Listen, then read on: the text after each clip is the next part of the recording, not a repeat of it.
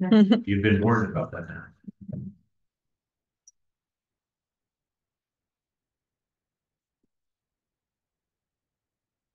Wonderful colleagues, David, you should be here. Want to speak? It's so nice to see you. It's wonderful. Sheila. Yes, David cannot. He does amazing human rights work.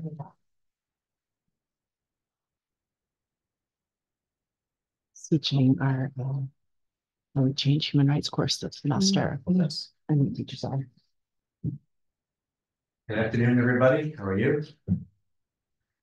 My name is Alan Marks. I'm a partner at Milbank, and I teach at UC Berkeley Law School, and we'll be starting a new course on clean energy development and energy transition at UCLA Law School in January. And it's interesting to me to look at the distinction between academia and private practice, especially in areas like climate change and energy transition. So one of the things I hope that we'll have accomplished in the next hour and a quarter is to have a better understanding, not just of the legal aspects of an issue as complex as climate change, but also of the real world applications, because this is very much an important area where there's collaboration which is occurring and which is increasingly urgent between scholars, practitioners, clients, governmental organizations, governments themselves, and international organizations. Because we can't solve this problem with any one of those silos, and increased thinking and collaboration is that premium, I think, and important. So let me briefly tell you who is here with me sharing the stage, and I'll let them introduce themselves in a bit more detail, and then we'll jump right into them. To my immediate left is Professor Sheila Foster, who is at the Columbia Climate School with an affiliated appointment also at Columbia Law School. Specialist in environmental justice and land use. Next to her in the middle, Dr. Carolyn Gassan is the head of the graduate programs at NYU's SPS Center for Global Affairs, and an expert on all things energy, as well as the geopolitics and other things like cybersecurity that interface with that area. And at the far end, the other bookend with me is Christopher Svensson. He is the assistant dean heading the energy law program at George Washington Law School, and thinking, I think, very expansively about the energy area, not just, as many people do, looking at the opportunities for clean and renewable energy, but also what's happening in legacy sources of fossil fuels, because that, of course, is an important part of the conversation.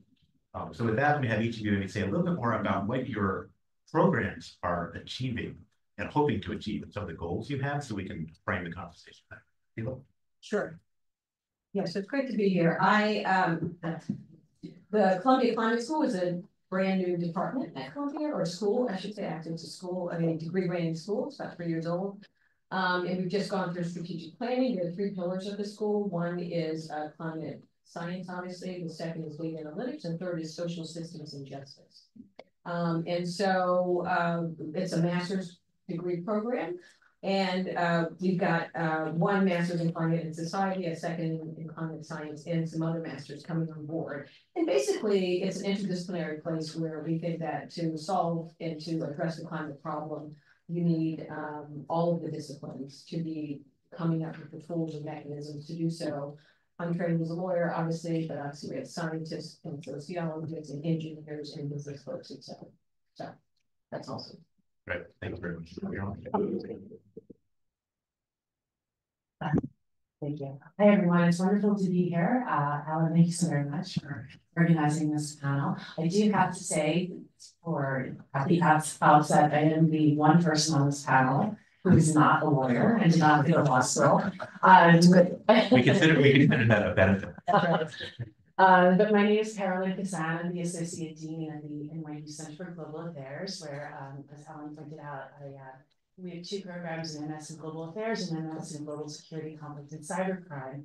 My work is specifically in the energy security, geopolitics of energy space. In 2021, I did launch an energy, climate justice, and sustainability lab, kind of dissimilar to what Columbia is doing. At NYU, how we're addressing sort of climate, it's very decentralized. So we don't have a school, but we have kind of a climate change initiative that we're sort of looking at what's happening across our schools. But like Columbia, seeing the intersectionality. And I'm really also just so grateful to have one of my dear colleagues here, David Cotton, who is teaches our core international law class, which just designed a really extraordinary climate change human rights course. So really important work also looking at biodiversity and climate change in the next step. Thank you very much for having me. So I'm at GW and running the energy law program there. So at GW, we have a specialization in environmental and energy law. So we have 2 assistant deans. So one focuses on environment, another one focuses on energy aspects. I do the energy side. So we have a JD specialization and an LLM in energy and environmental law. And we train students to become lawyers within the energy field, looking at, depending on the student, they can elect different classes within conventional energy or nuclear energy. So yesterday we had the Director General of the International Atomic Energy Agency at GW talking to us about what they do. And we're also pushing into, or at least creating new classes in the renewable energy space as we are moving from, we went from coal into oil and gas, and now we're sort of transitioning more from the oil and gas space into electricity.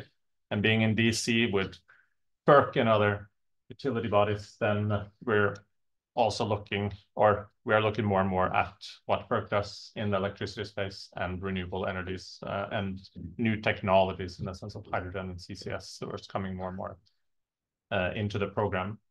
Me personally, come from the oil and gas sector, but it's lately been working more on offshore wind and started an offshore wind conference at Tulane where I was before. That is still running. It's quite well known down there. And Alan is contributing to my offshore wind treaties with several other people in the offshore wind space, trying to cover all aspects of offshore wind, really. But yeah, thank you. Thank you all very much. I want to frame this for a moment because this is an international law conference. I will assume most of you are therefore extraordinarily knowledgeable, or at least interested in that top level, the crust that we're about to drill down beneath, of how international law addresses this. We obviously have at the Paris Agreement, especially a robust framework with UNFCCC. We've got the annual party, I'm going to call it, and I don't mean that as criticism, but having been at COP27 myself in Egypt, I will tell you the conferences that bring together governments and NGOs and lawyers and policymakers and companies, and I'm going to call it lobbyists, so that's not the official word, but certainly people who have industry agendas to discuss these things. Meeting is super important. Coming up with rules is important. I'm going to suppose for a second that even with conferences on climate change under international treaty frameworks, and even with efforts around biodiversity and other things that are slightly more narrow within that, international law has not yet succeeded in compelling national actors to impose domestic laws that force significant changes in their economies that would result in meaningful reductions of greenhouse gas emissions in kind to prevent us from having significant effects, whether that's on extreme weather events, migration, food insecurity, droughts, ocean acidification, ocean sea level rise. I could go on. You're familiar with all of those things. But this is not meant to be depressing. The good news is those frameworks do force governments to do something. And there's also from the bottom up increasingly some political impetus to do so. And from the point of view of private sector actors, whether they're banks making loans that they hope will be repaid without the assets deteriorating in value because of a hurricane destroying it, insurance companies trying to figure out not just how to insure casualties, but also how to invest the money they need to pay out future life insurance claims, and investing in many ways alongside pension funds, public and private in this area, and energy companies themselves trying to figure out how to remain relevant and profitable 20 years from now and not just today.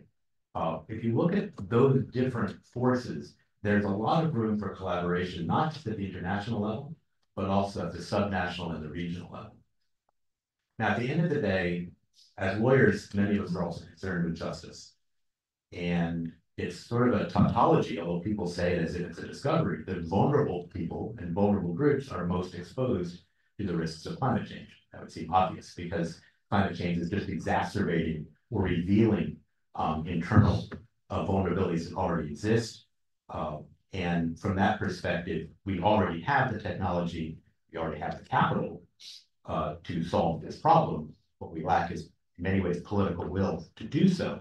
And that reflects some of our decision-making biases, if you will. So I'm going to say it's a justice issue, perhaps. So Sheila, this is your field. You're the expert. In what ways is climate change a justice issue? And how is that different from, say, environmental justice or social justice more broadly defined as it relates to the legal frameworks? Small question, thank you. All right, so in what ways is climate change a justice issue? I think along three vectors, right? One is the accountability contribution vector, right? And that really goes to the larger international legal framework. So we know in Kyoto, right, there was a clear distinction between the countries that had contributed the most, both over time, but also even today, taking action first, right, in that first period and holding themselves to a target. The US, as one of the main, if not the main, did not sign that treaty. So now we're in a Paris regime, which does not require really anything except for reporting. And so I think the accountability, and if you look at the US and almost in every region, right, there's always this clear distinction between the sectors and the populations that have contributed the most and those that are bearing most of the burden. And often that's a north-south thing, even in the US, right? If you look at the southeast of the US, the most of it there. So I think so it has a lot to do with our accountability framework. I think it has a lot to do with risk reduction and vulnerability reduction. The latest IPCC report talks not just about how we're all in trouble, but how there are real social tipping points that we're at, whether it's the loss of entire island states or people's livelihoods, et cetera. And again, those risks, who is most vulnerable, who is most at risk, and who pays for that. And so that's the loss and damage conversation too, is who pays for that. And then I think third, benefit sharing, right? We're undergoing a transition. We have the technology, we have the financing. And if you look at the offset market, for instance, we also know that everything we're bringing to this is not the benefits of those regimes are often not shared equitably with the people that have suffered the most. And so there's a lot of work to be done on all of those mechanisms, right? This is the COP of finance, right? So we're trying to figure out not just the loss and damage, but Article 6 of Paris, like how do we work these offset markets? And justice is at the center of all those, including on the rights-based framework, human rights litigation, for instance.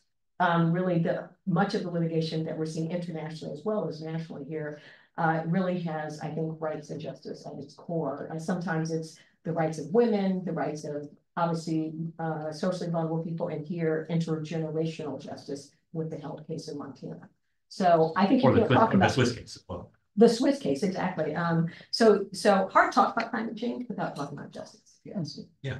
I want to stay with that though for a second, because there's a couple of things I want to pull apart. Mm-hmm. So if we look at Article 6 of the Paris Agreement, and you look at the way that tees up markets, either mandatory or voluntary, that are going to contribute to the national goals of carbon offsets. And there's some question about is the investment that's being made in fact additional? Are you really losing nature in a way that you would not otherwise do as a carbon sink, which could then allow carbon emissions, or I should say greenhouse gas emissions, not just CO2, in ways that you might otherwise have to curtail more quickly, more drastically with adverse economic effects. That whole conversation is going on in the background alongside loss and damage. So that's right. At a COP conference, loss and damage, it's not just who pays. Is it current emitters? Is it historic emitters? But also to whom are they paying? Are they paying an international organization? Are they paying vulnerable states? Are they paying states from the north? Is it going from north to south, to put it crudely?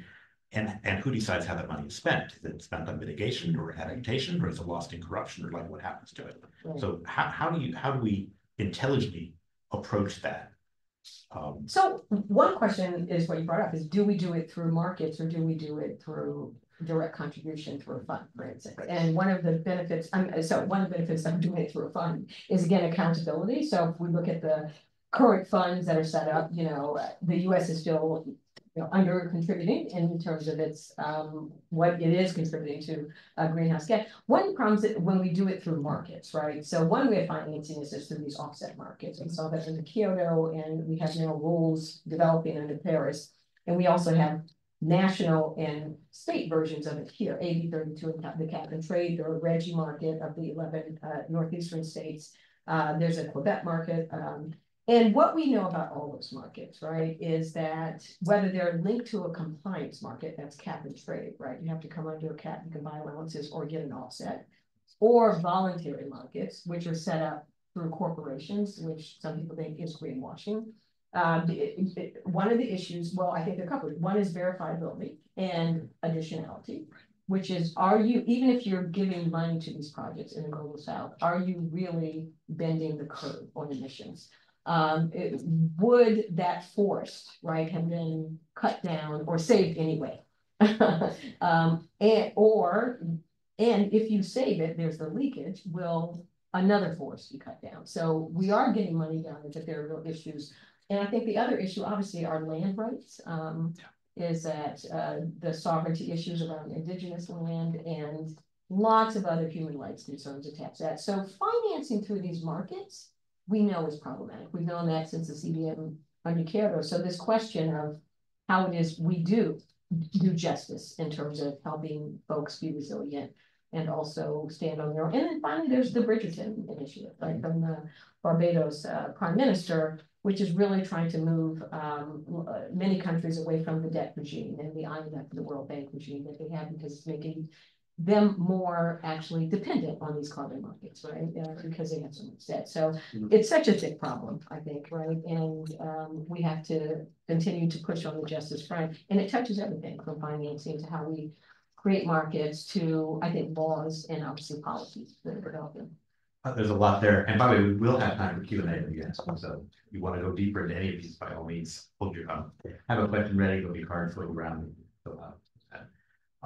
I want to stay with some data points too, just so we understand what we're dealing with here. And maybe Carolyn, I'll turn to you on this. I know you're doing some writing, which is looking at the fact that we aren't really in an energy transition, maybe so much as an energy expansion. And I'll just put that in some context.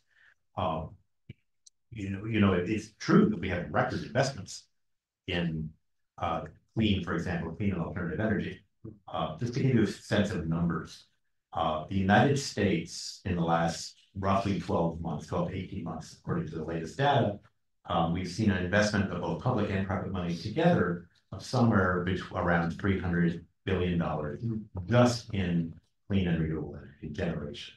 So it's really in the power sector. We're not talking about cars driving around with gasoline, but we are talking about the power plants that generate electricity, the EV, right? Put it in context. The European Union countries have collectively invested more than that, about $380 billion equivalent over that same time period. China has invested a little over $600 billion, the equivalent of the calculation is tricky, over that same time period. So that's a lot of money. Now, to put that in context, our defense budget is somewhere around $850 billion. I think the market for lipstick, I heard, is about $4 billion. That's cool. Perspective. Perspective, right? We spend a lot of money on it. We spend money on a lot of things, but those actually are big numbers.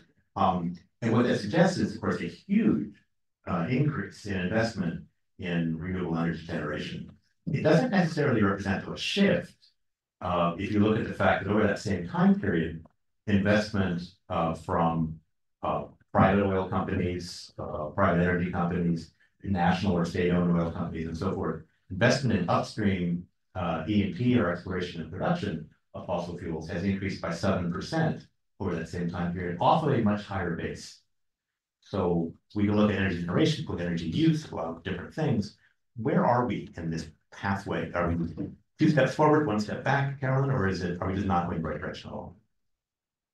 Well, thank you for that. I think it's also it's a complex question. I think you laid it out. You totally set it up. What we're seeing is really more of a energy expansion. I think transition is a very aspirational term to use because you really don't see many countries in the world that are actually, if you look at the definition of transition, is a move away from. And if you go back to COP28, one of the big sort of headlines was the fact that the agreement came out saying that we will transition away from fossil fuels. That is not happening. So year on year, we are seeing increases in coal consumption, natural gas, as well as oil.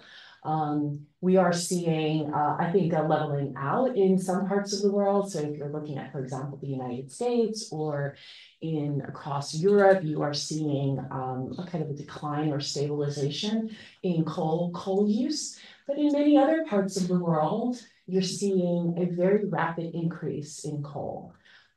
India, for example, being one. China, of course, has been a longstanding, the largest user of coal.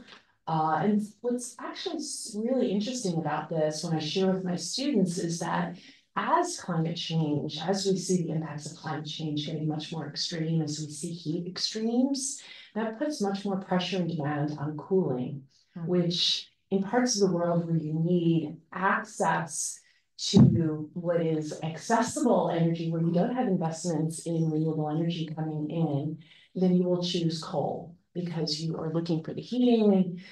So I think it's tough. When you look at most of the projections that I look at, forecasts for natural gas, for example, we see year-on-year increases way beyond 2030, so through 2040.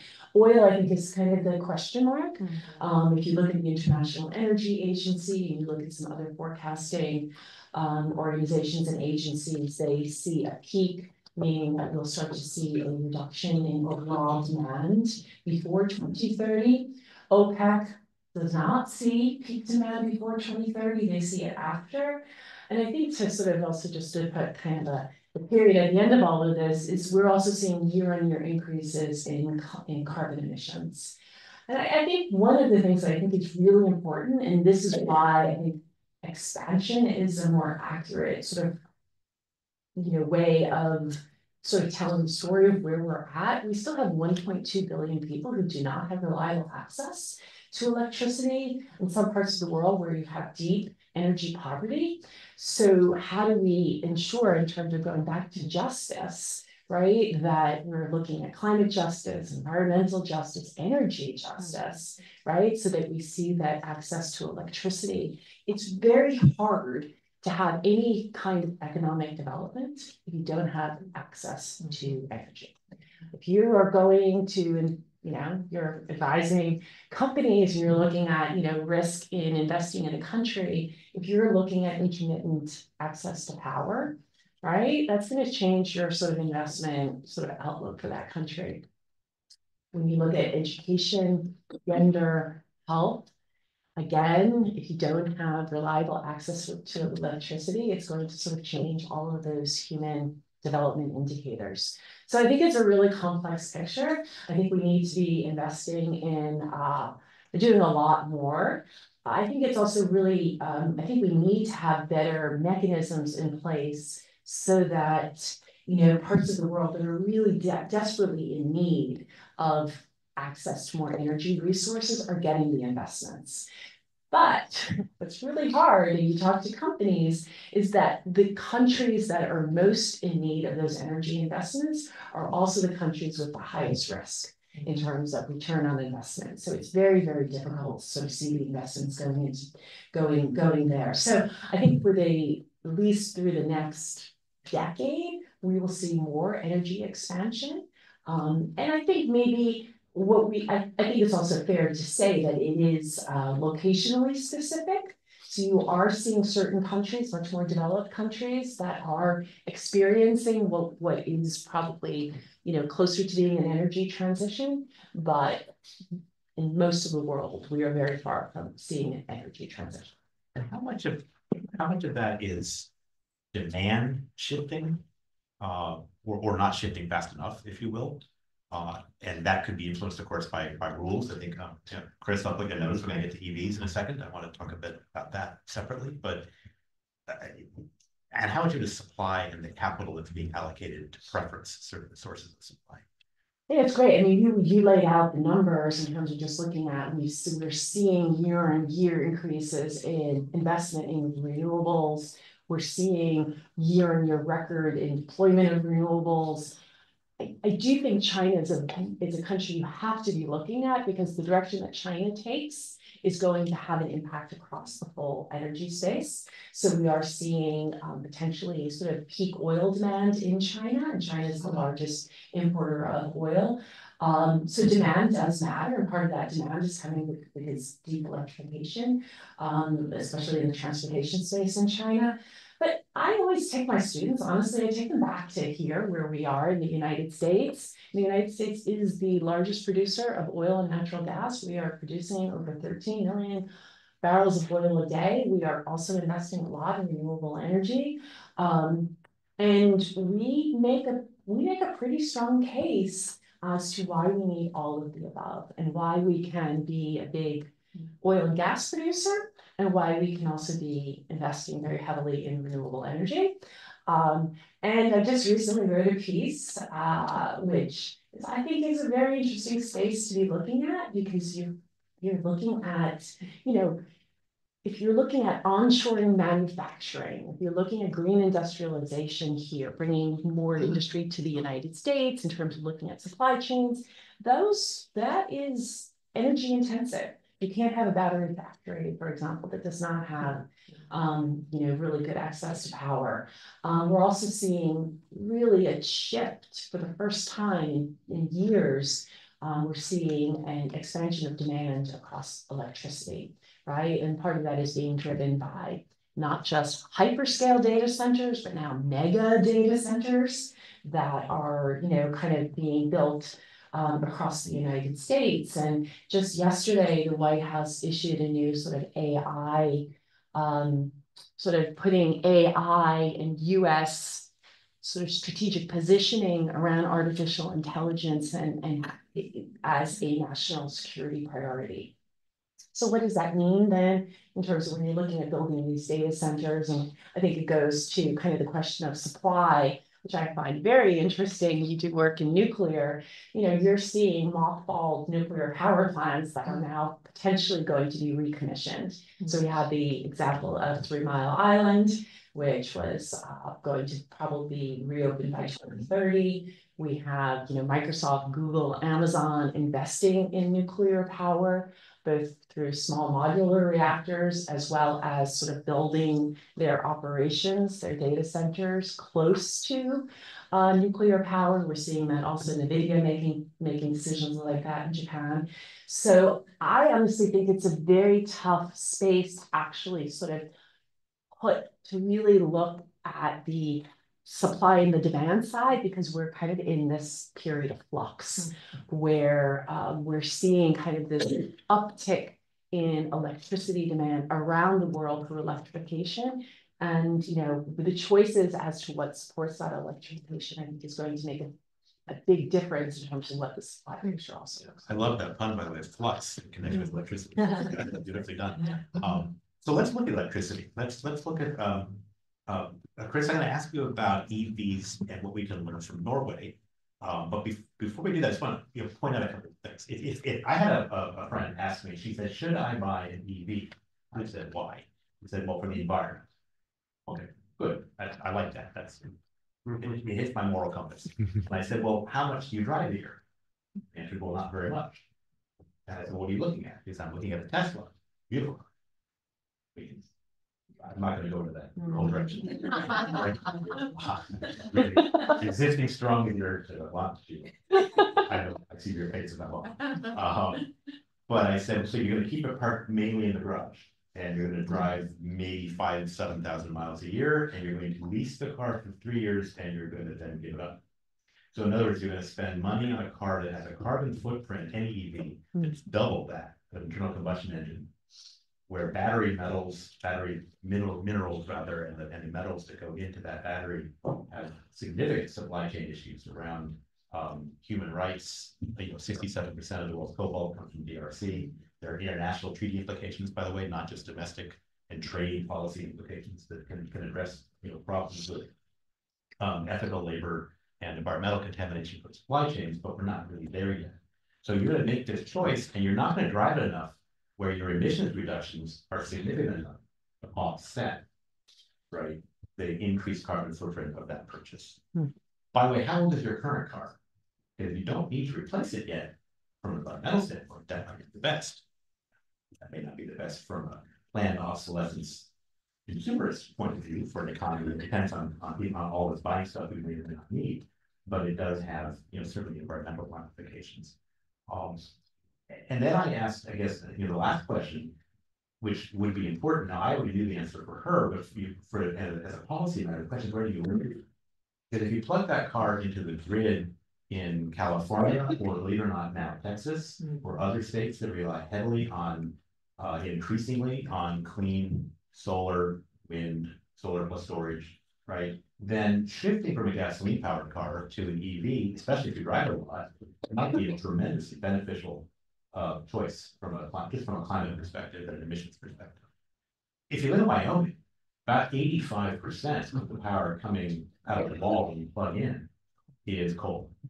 And now Wyoming does produce a lot of wind energy, but a lot of that's sold to California. So probably if you're in Wyoming, you shift your consumption for driving your car from gasoline to coal by buying an EV, that might not be the best choice from an environmental standpoint, unless Wyoming cleans up its act, which is what the science is currently doing. So, location matters in a lot of these things. Then the other question, which Chris, I'll pass it over to you, is as a policy matter, let's say you're a country that wants to comply with your national goals on reducing climate, so that when you show up at the next COP international conference, you can brag about how well a job you're doing reducing emissions. So let's pick a random European country that relies significantly on oil and gas development that supplies between 20 and 25% of Europe's natural gas. That country is Norway. And it's recycling the money it's making doing that into clean and green things. Offshore wind, for example, and a national policy on EVs. Tell us about Norway's experience on EVs and whether we can or can't learn anything about it. So a couple of things came out of Norway last month. So September was the first time there were more registered EVs on the road in Norway than petrol-driven cars. So in Norway, there are 2.8 million registered cars, and 754,000 of them were EVs, 753,000 of them were petrol-driven cars. So that was the first time a country has gone in that direction.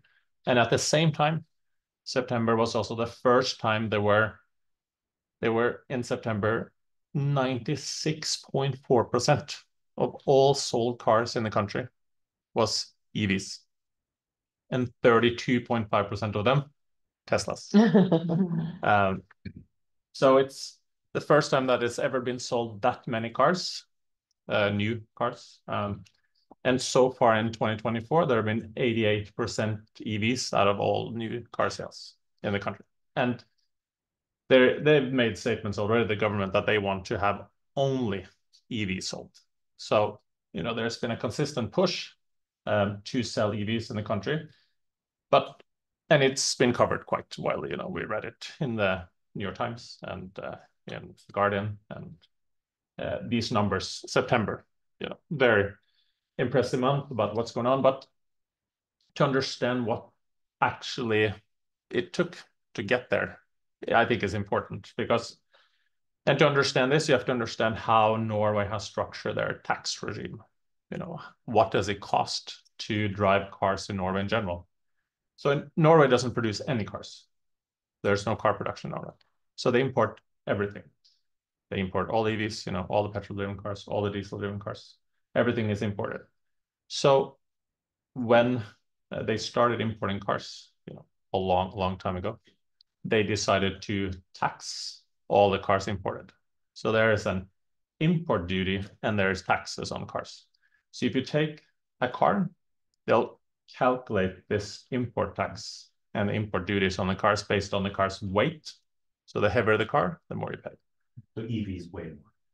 So we'll get back to EVs, but first to understand why and how the cars are taxed. Yeah, the more the car weighs, the more tax you pay. The more CO2 emissions the car gives, the more taxes you pay. The more nitric oxide and nitrogen dioxide emissions, the more you pay. And the more horsepower your engine have, the more you pay.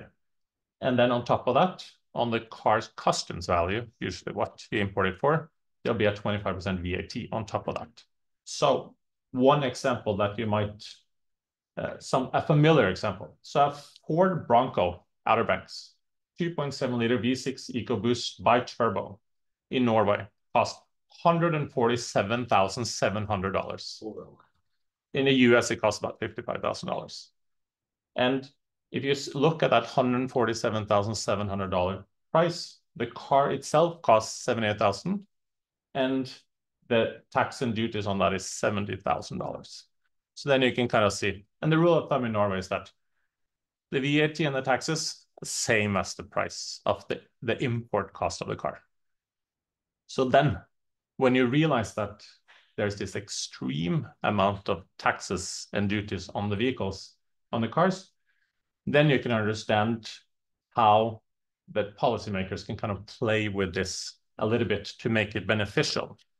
Because to create change, it's easier to create change if you make it financially beneficial for people than if you just expect them to, be nice to the climate just pro bono. And what they did in 1990 is that they said no VAT on cars and no import duties on cars. On EVs. On EVs, yeah. On EVs. So 1990, they said for EVs, nothing. So you can see that, 50% of the value, like half of the value of the car is just gone like that. So in 2013 was the first time a Tesla S showed up in Norway. And that sort of created this spark. So in the last over 11 years, you created this massive focus on EVs by them not having import duties, not having VAT. In addition to that, the government said you get free toll roads, free fares, free parking, free charging in certain places, and you can use express lanes for taxis that we have in Norway to move through the capital quicker. No, you'd be crazy not to. That's right. Yeah, so, only in January 2023, so they did this for 10 years, the first Tesla showed up, and then everybody's like, whoa, like you get this sort of like luxury vehicle for half the price. Like there's nothing on this thing. So when the Tesla X came out, for some of you that know a very basic Ford Edge in Norway cost the same amount as a Tesla X in Norway. And then it's like, what do you want to buy? Do you want the Tesla X or do you want the Ford Edge? But Ford Edge is not sold in Norway anymore. Like if you go on Ford's webpage, you can see that there aren't any non-electric vehicles sold except for one. And I'll get back to that one. So this has, of course, cost a lot. And but now in 2022, they're starting with a soft VAT, just like a little bit above $45,000. So an EV, $45,000 or less, it's still without VAT, but anything above 45,000 is charged with a VAT. So let's go back to the cost of this. So in 2023, the loss of income to the state budget for not taxing and not putting VAT on EVs is $3.9 billion.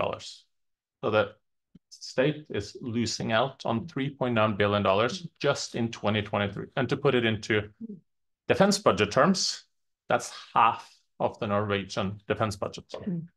Wow. So that's what the government is subsidizing the EV market with, half of a defense budget, just for EVs. Also 1/30 of the profits that year from state-owned gas company. Yeah. And of course, we have the pension fund that is buffering some of these expenses, but... And it's a choice, I think, politically and from a policy standpoint. Very much a choice. And then when you look at the cost of electricity, so since the beginning of the oil revolution and selling Norwegian petroleum in Norwegian gas stations, there's been a constant focus on making that expensive. So at the moment, the cost of gas is $2 per liter, $8 a gallon. And it's always been high. But the cost of electricity is cheap. Right now it's 11 cents per kilowatt hour, which means that if you translate that into mileage and you take the same amount, if you take an amount of money that will pay for 100 kilometers of driving a car, that chunk of money to buy the gas, fill it up, and that will last you 100 kilometers. If you take the same amount of money and you buy electricity, it will take that electric car 970 kilometers, so 10 times longer. So you can see that there are, multiple ways of incentivizing it, and that's why it took 11 years to just change the whole attitude to the And the grid that's charging those cars is dominated by hydropower. Yeah, so 90% of the electricity produced with hydro, right? So you get that effect on top of it. So then when you put that into perspective, like if you go on Ford's page again, and I looked it up yesterday, if you buy a Ford Mustang, which is a familiar car here, and how easy GT5, 5-liter V8, that will cost $136,000 in Norway. And if you buy a Tesla Model X, $83,000.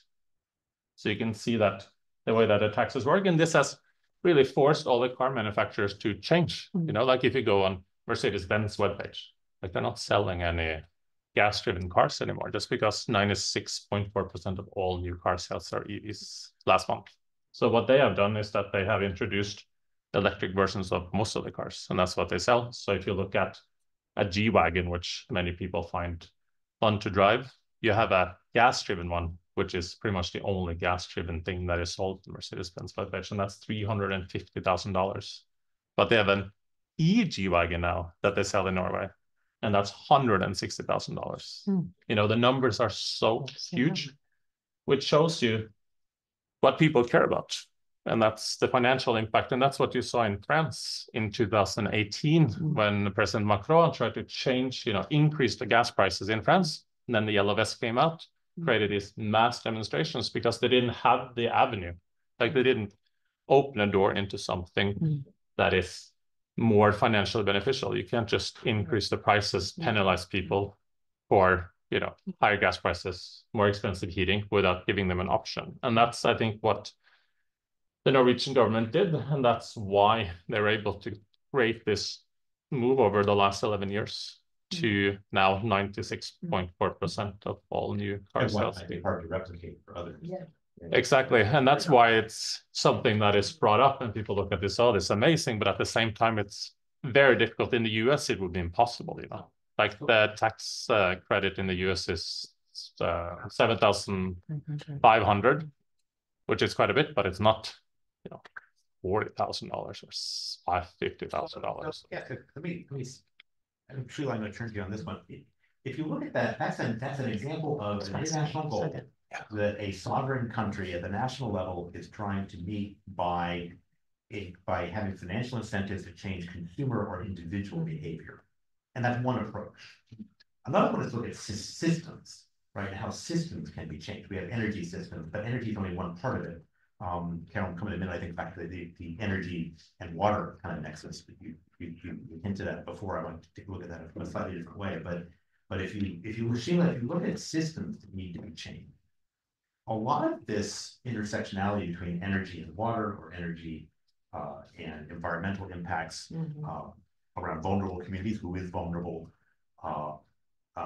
the change in the difference between not just electrified mobility, but also digitization of the economy, which is another way of electrifying things. If I can buy something on Amazon instead of going to the store in my EV, now the trip's completely avoided by me, but there's now a truck driving around, hopefully an electronic one. So these sectors are interconnected, but it all comes down to land use. How dense is our society? I mean, New York City, where we're all sitting right now, is one of the most environmentally efficient places on Earth, because the dominant form of transportation here is mechanized as elevators. And elevators are extremely energy efficient, right? So how does land use play into both the social justice aspect of this and the prospects for improvement, for example, to change land use patterns, not just here, but globally? Yeah, and actually that is the connection to environmental justice too. I think, how we use land and also where we place things. So Cancer Alley is a strip between New Orleans and Baton Rouge. It's called Cancer Alley for obvious reasons, but it's built with petrochemical companies. And also, mostly poor African Americans live there. And so that's a connection between kind of the production side and also the vulnerability and risk side, and then the lack of benefits from any of that to those communities. But more generally, land use. So I think it depends on where you are in the country. So New York City, 70% of greenhouse gases comes from buildings, right? Because of the land. And so you've got a local law here that is tailored toward building decarbonization, right? And that, local law 97. But if you are in a suburb, or if you're in California, for instance, California has a waiver under the Clean Air Act, so they get to get ahead of the rest of the country in, more stringent emission standards. So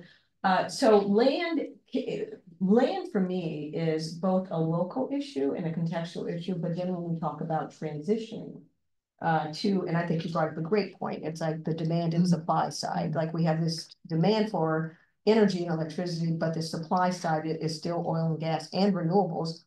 We don't have a grid that can accommodate a full shift to renewables. And what do we need for that? We need land. We need public land and we need private. Most of the utilities are privately owned, first of all.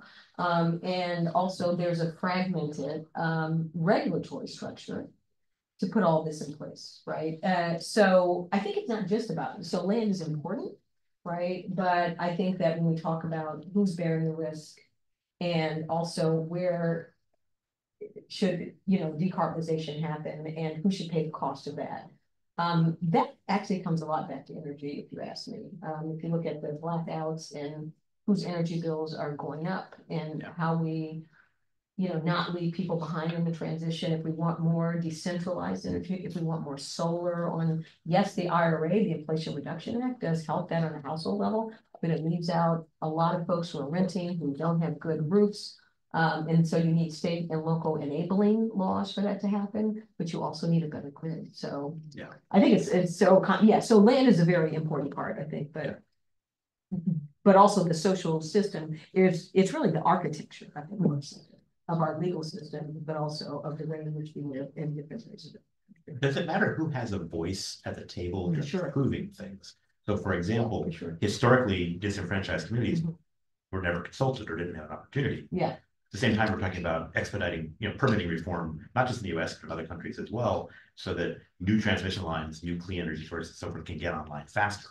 And boy, there is such an interesting contradiction in the policy development right now. On the one hand, we are cutting red tape by streamlining permitting, and at this, so if you look at the NEPA rules, the environmental, the environmental impact assessment new rules. They do two things, right? Just like the IRA does, they give with one hand and take that. So they say these processes should be quicker. We should be able to cite things much quicker. Shouldn't be that much red tape, more exceptions. On the other hand, they say, but communities should be consulted earlier. Right? FERC, the Federal Energy Regulatory Commission, has a new Office of Public Participation. Great. They want to get folks in there earlier, right? Not just into pipeline, where pipeline goes, but also into the wholesale markets, right? Which are now, again, dominated by private companies, investor-owned utilities. So they want to bring new entrants. But the way in which those decisions are made are very close, right? So we have these reforms that are doing two things at the same time, trying to say we need expansion, but also trying to look at the justice and fairness issues. And I'm not sure that you can compare those two things. And the same thing with the New York state law. The New York state law, the CLCPA, which is New York's version of getting to net zero, it was pushed by a lot of environmental justice and climate justice groups here. And so the processes look a little bit differently. I don't know how it's all going to come out in the end. And I think permitting reform is really complicated. There's a bill right now in the US Senate that's co-sponsored by Republican Senator Barraza and by Joe Manchin, who's currently an independent. formerly still caucused with the Democratic Party. And obviously his views on permitting reform and energy generally were very significant in the final shape of what came out of the Inflation Reduction Act. But there's sort of mixed into it, there are things that I think provide more regulatory certainty and more clarity around the permitting process. We've already had, in fact, in the bipartisan infrastructure bill, we had reform that built on some previous changes in federal law that streamlines the single federal dashboard for major environmental approvals. There's a collaborative process to make sure that for example, the BLM or BOEM or the Department of Transportation or the EPA, whatever agencies are involved, Coast Guard, FAA, that when they're approving a project, energy projects included, they have to do it at the same time in parallel, but serially over like 20 years. And when they're done, there's a statute of limitations, which is shorter than it was, although I think the recent Supreme Court decision may cast some doubt.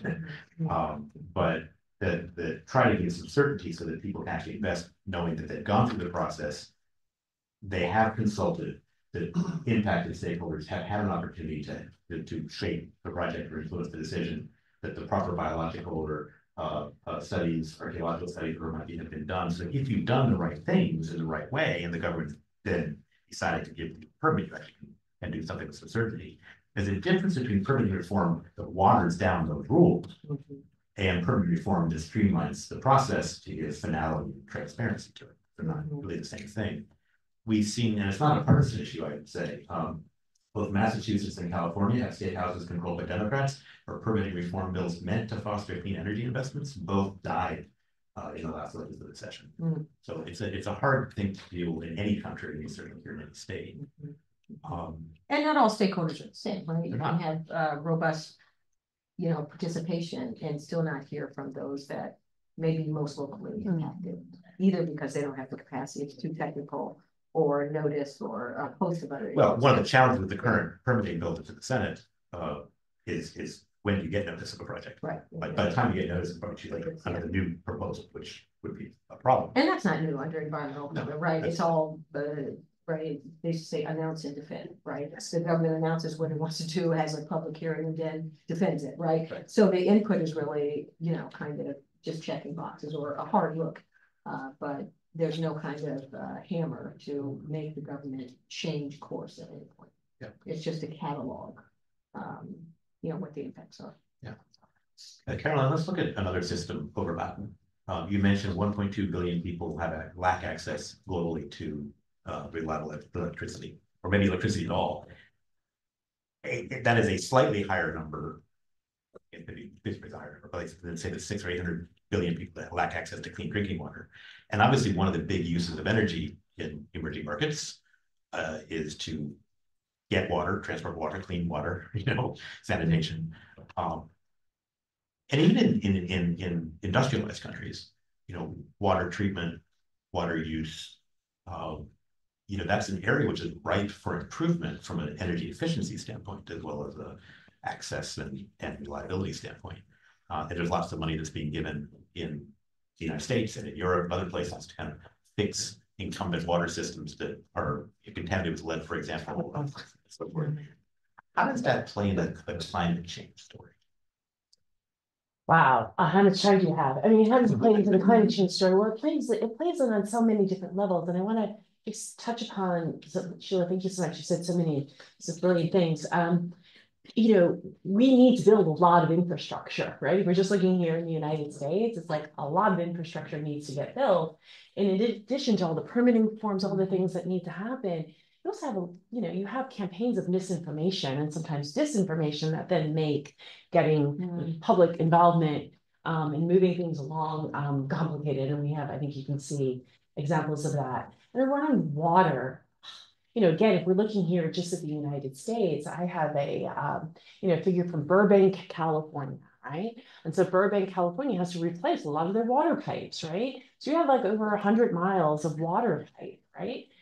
You can't just pull the whole system apart. So they're doing about a mile per year, right? So you realize how complicated that is. And so when you're thinking about new regulations around lead pipes, right? We are here in New York City. There are a lot of older buildings that have lead pipes, right? If you were to test all of our water, you would find our water is not as pure as it needs to be. And this is, we're here sitting in New York. Yeah, so it's a massive problem, I think, in terms of when you're thinking about our water systems. Our water system here in the United States, and you also see this sort of migration. If you look at Arizona, you look at Utah, you look at certain parts of the United States.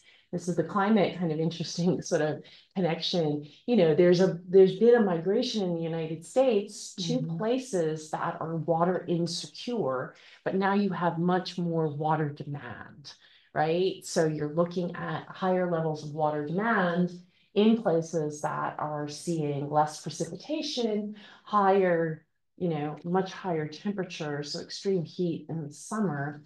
And so putting, again, it's just a layered sort of demands on an already stressed system.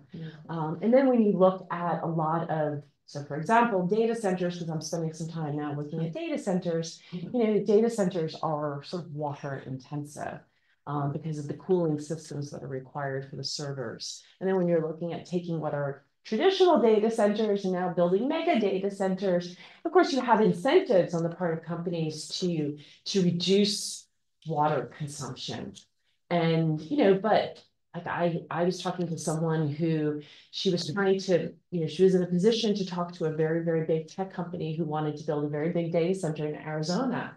And she's like, is that really a good place to build it, given the sort of the water stresses? So now you have, manufacturing, and you have companies competing for access to water with also residential use. And you also have, in some ways, you have these sort of water treaties, these shared water, treaties that were established 100 years ago, before all of the development.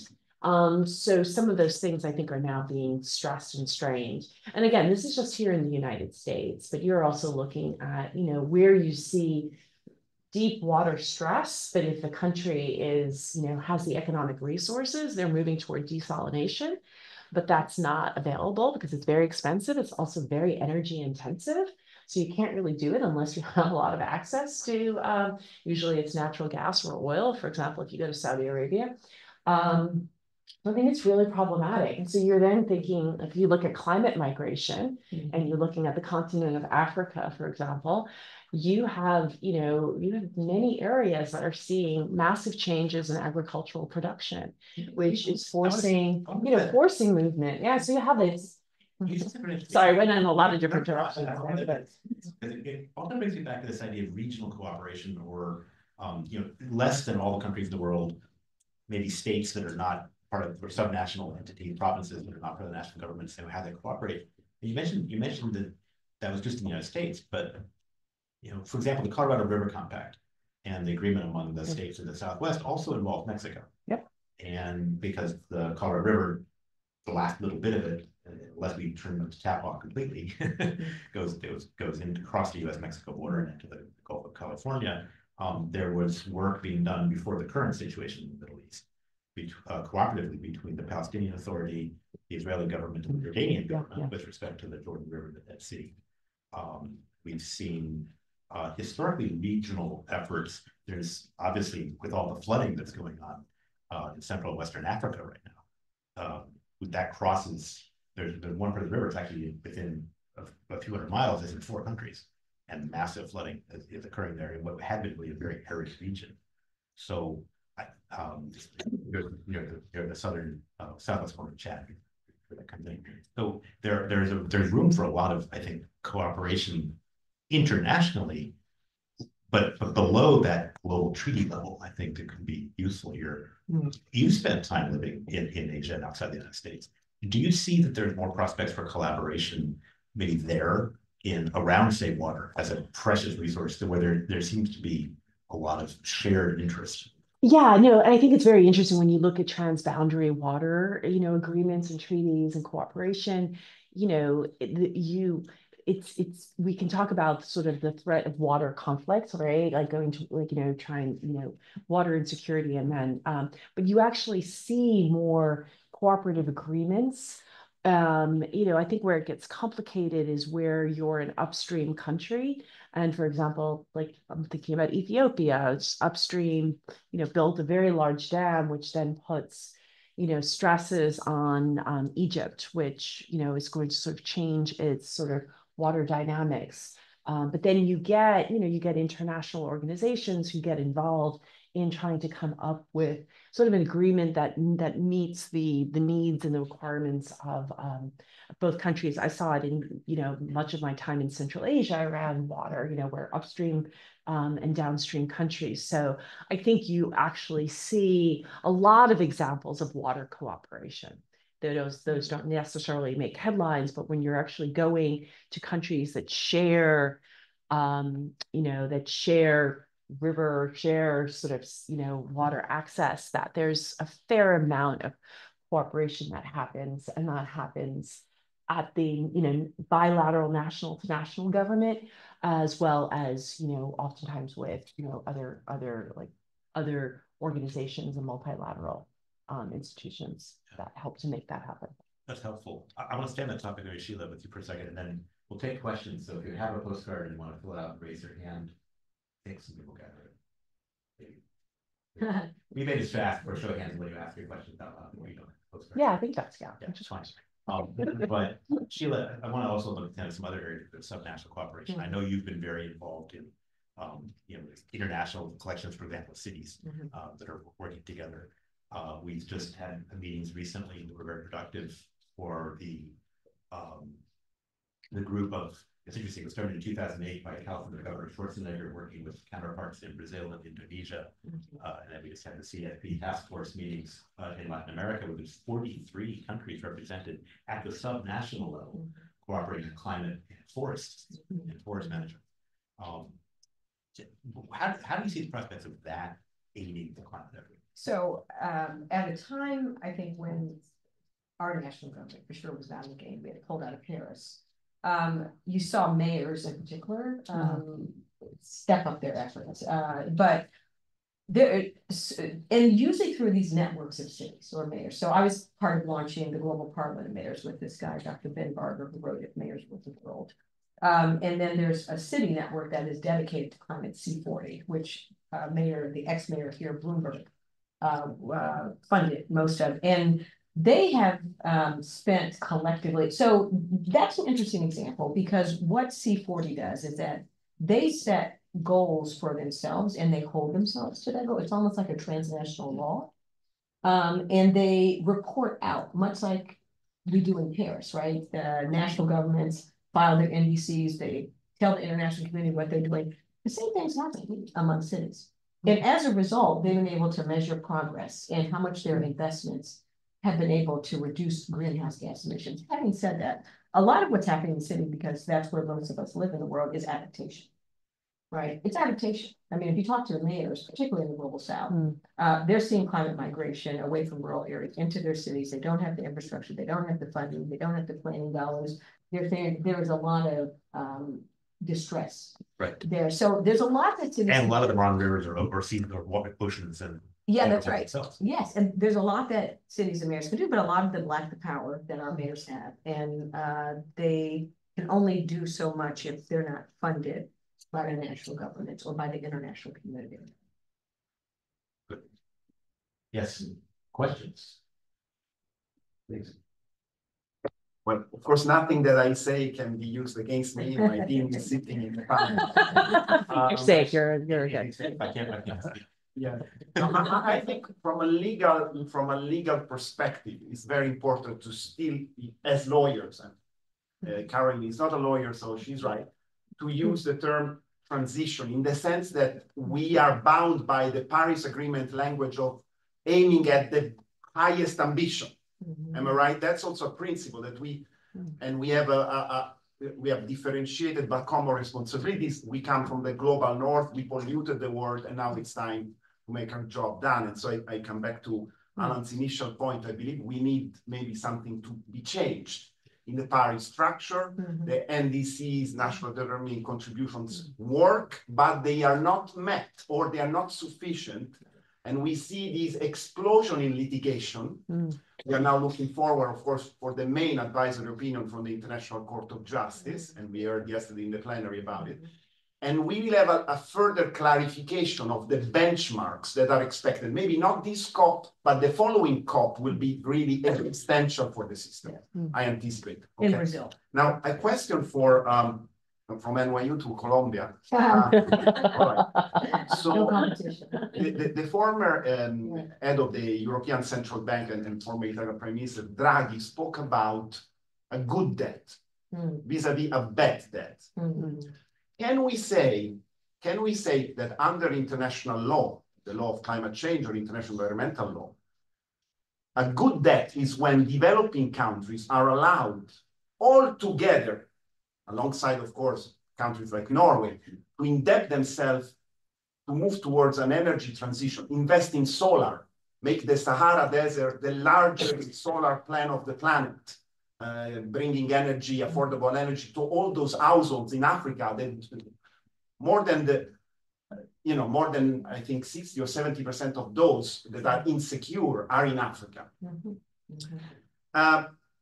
Can we have the international financial institutions weighing in on this and say instead that if the investment will be done on fossil fuels, we will call it bad debt and attach a different interest rate or create an infrastructure at the international legal level that, so we are moving out of the loss and damage scheme and we create the incentives that when the Norwegians, they have the best sovereign fund of the world, the richest.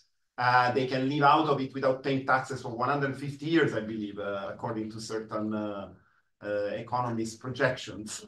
But I think we live in the real world. Maybe Canada can do maybe Canada, I think, could duplicate the Norwegian model, but the rest of the world cannot afford it. Maybe Australia one day. But I think what we need to do is really to bring the global south in line with and also improve our efforts. So I don't know if there can be something done for COP 2025 and 6 in this direction.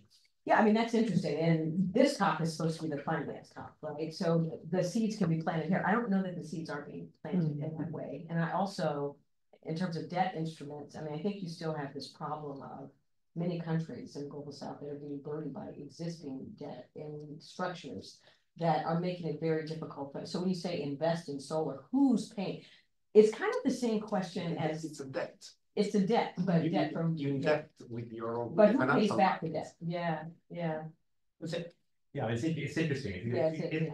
Let's say I was a developer and I wanted to build a project to put solar panels in northern Australia and a transmission cable subsea into Southeast Asia to provide power. Not just Singapore who could afford it, but let's say I want to make that clean power available in Indonesia along the way. So the current proposed projects that people are talking about don't do that. Right. But let's say you did want to make it available in Indonesia as well, maybe Malaysia as well, even maybe PNG, and you want to use that to displace what currently is a coal-dominated power grid to the extent, and also to expand access to power to people who otherwise cannot afford to pay the international marginal cost of power. So there needs to be some subsidy there. The borrower of that debt is not could be the sovereign, say from a multilateral, or it could be the private company's developer. Now, if that's the case, they need to make a profit, and there will be very real risk they're taking. Usually it's backstopped by state-owned utility, let's say. So PLN in Indonesia says, sure, we'll enter a power contract. That will provide the offtake. Maybe Singapore or others, Malaysia, that say the same thing. What I think brings down the cost there is if there was a way, say, for an international or multilateral agency, export credit agencies, to backstop the risk only for clean energy and not for fossil fuel. Exactly. Now, currently, there actually are some attempts by some of them to do that, but that kind of green financing with a public mandate works its way from the state level through private developers, private lending institutions is a challenge. I mean, but we have a development bank that has a guarantee, right? I mean, they can also. We do. And the Scandinavian development banks do something similar. Yeah. And another option that would be interesting to see is, of course, for some of these,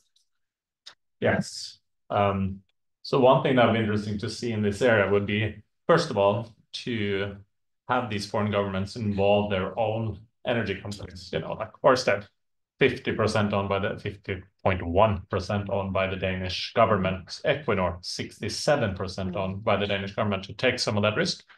But also another thing that would be interesting to say, you build a solar panel or a solar park in the desert, to have the, if they do a contract for difference, for example, and the strike price being backed by a foreign government instead of the local government. I would suggest. The IMF. Yeah.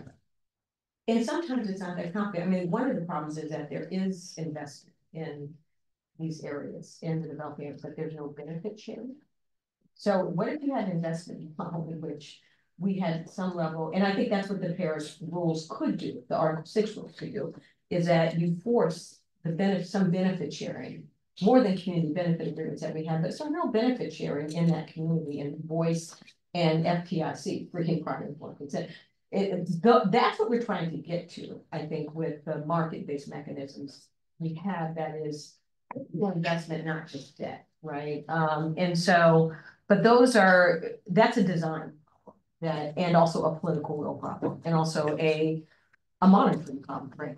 Yeah, and a monitoring problem. Yeah, And again, yeah. I think one of the good things about private markets and private actors is they do bring accountability to things, right? By the same token, they don't always measure risk properly. They may misprice risk. They may, for example, you can make the same loan with pretty much the same risk profile for projects that say Africa versus Brazil. The African one costs more. There's no good reason for that. And guarantees can help with that. Guarantees can help a lot. So, you have a lot of that, but you bump up against, I think, issues of affordability, of risk versus value, of risk-adjusted return, that are tricky. They really are tricky. Good question. a very good question. We have time for, yes, please. One of the biggest changes in international law is the potential of a global minimum tax for major corporations. And I'm wondering, from a climate perspective, if you think that will be more beneficial because it'll help countries with less developed economies who are the most affected by climate change develop their economies, or do you think it might be more harmful because it kind of takes away that leverage and incentive to get corporations to comply? So the question about a global minimum tax and whether that would be helpful. Well, it's partly that's what's funding the IRA. Yeah, it's true. A higher tax rate makes tax credits more valuable in countries like the US, where we use tax credits. But in countries like most of them that don't hide their subsidies in the tax code, Right, but instead of, say, feed-in tariffs or other kind of revenue supports, that argument. No, that's right. That's right. But what do you think about global minimum tax as far as how it plays into the, I think, the either competitiveness or the equity between different nation states, Right, that's right. different levels of development? I come back to the common but differentiated principle, right? I mean, who's getting taxed and where should those taxes come from? So if there is a global minimum tax, how many companies are we talking about in which countries? First of all, there's developing, least developing, right? There are variations. Are we talking about China and Brazil? Are we talking about, sub-Saharan Africa? Are we talking about so I think any kind of uniform, so the Paris is a uniform reporting scheme. Kyoto was not uniform. Any kind of uniform system is, I think, for what we've seen, puts at a disadvantage, right? At least economies that are in development or are not fully developed. So when we talk about taxing corporations down there, I think we have to just look really closely at what that means for that economy. Whereas here, the global minimum corporate tax was part of the IRA, which was partly to fund, right, in a highly developed economy, what the IRA is doing. And I don't know if you have Chris. Yeah. I agree with you. Yeah, which makes sense. I think it also bumps up. I mean, how one might answer that question in a world which has, as we've historically had for the last, say, 40 years, relatively low barriers to transferring capital, and for that matter, goods and services. If you're in a deglobalized world where there's renewed protectionism, renewed subsidies or tariffs to protect national industries, where it's harder to move capital because capital controls, especially if we see FX changes after this election, It's a different picture. Which is basically where we're at, right? Which is kind of the world that we're not just, in terms of looking at tariffs and everything like that, that I think is going to be the supply chain issues, I think are going to become, they already have become very complicated because of very protectionist policies, but I think they're going to become even more complicated. Yeah, because that changes tax policy, depending where your company's domiciled, where it's selling, where it's manufacturing. Great question. Yes, please. Thank you for the wonderful insights. My name is Byron, and I'm from George Washington University. I'm an LLM candidate from there. My question is specifically to Professor Foster. You touched upon the aspect of greenwashing. And how do you look AI as a mechanism to combat greenwashing? There are claim directives in the Europe, and there's also the EU AI Act, to combat AI. How do you see AI as a mechanism to combat, greenwashing in totality? Because it can be used as a mechanism to, combat fraud. Yeah. And we always want to, look at the clearer picture. So it's a really interesting question, and I don't know the answer to it. I don't know enough about AI. Oh, yes. So the question is, how can we use AI to combat greenwashing? As it is being used to combat fraud. I mean, I'm not familiar enough about how deep the technology goes. I mean, in theory, yes, you could, right? But I think greenwashing, if we talk about offsets, for instance, so companies are getting offsets and saying net zero, we're putting out carbon, but then we're reducing it through these offsets, right? So could AI somehow verify, right, the quality of those offsets or the additionality or the leakage? Maybe one day it could do that. That would be fabulous, because the agencies we have in the intermediary institutions that we have right now that do that aren't very trusted. So I think in theory, yes. We are out of time. I want to thank all of you for your attention and good questions. I want to especially thank Sheila and Carolyn and Chris for sharing your expertise. Thank you.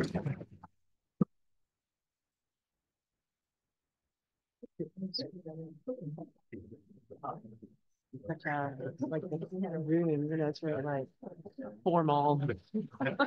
Everybody got so much space. What? Everybody has space. Yeah, exactly. Yeah, thank you. That was great.